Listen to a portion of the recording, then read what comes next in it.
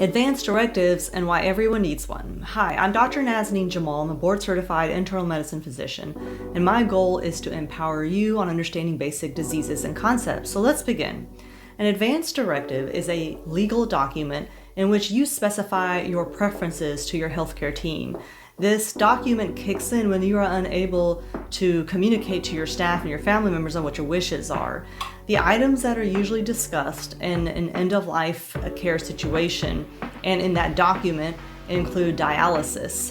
Dialysis will be offered if your kidneys can no longer function independently.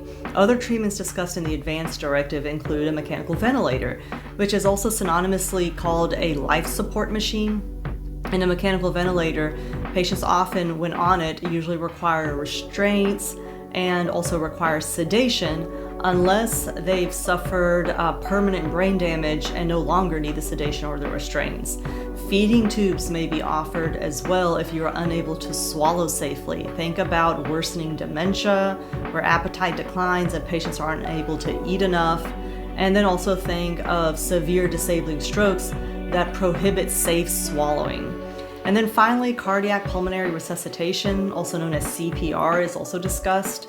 CPR is an emergent life treatment that is administered with a bystander giving compressions, and then when done in the hospital, the patient is immediately connected to a life support machine or a ventilator.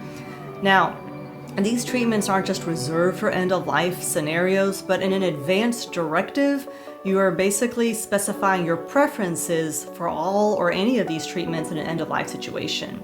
Now, an advanced directive is a good place to start. Make copies, distribute to your healthcare providers and your family members so they also know your wishes.